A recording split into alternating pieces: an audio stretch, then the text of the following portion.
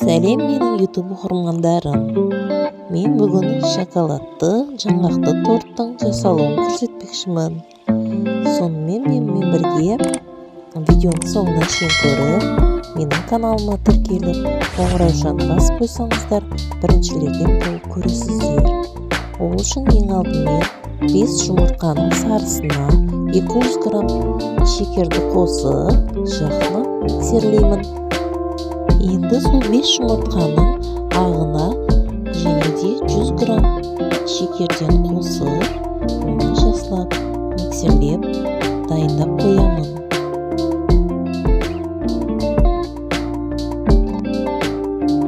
Енді жұмыртқаның сарысына 60 мл сұйық майдан қосып, 100 мл жылы сүт қосамын.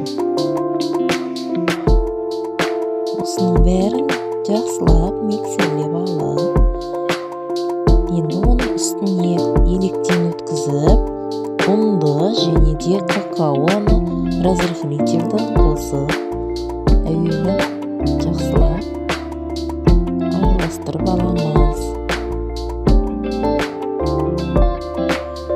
Одан кейін барып миксерменен оны араластыруға болады.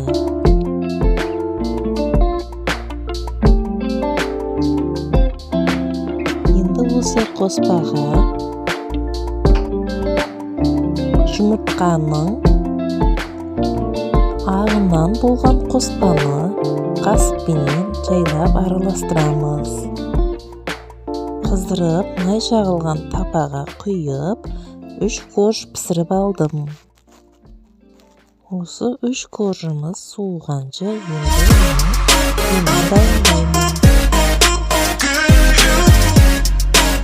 Ол үшін мен маскарпонеден және де 150 грамм шекерді қосып, оған сливкіден қосып және де творожный массадан қосып, барлығын жақсылап миксерлеп дайындап алдым.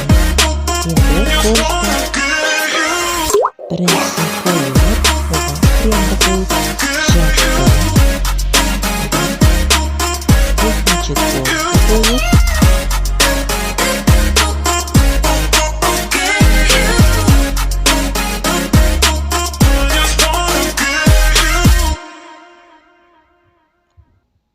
міне біздің 3 коржымызды жағып, ең соңында үшіншісінен біз шоколадты ганажды жағамыз.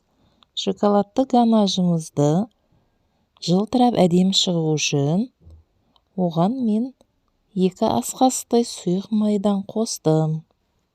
Міне тортымыз дайын болды. Келесі кездескенше сау болыңыздар.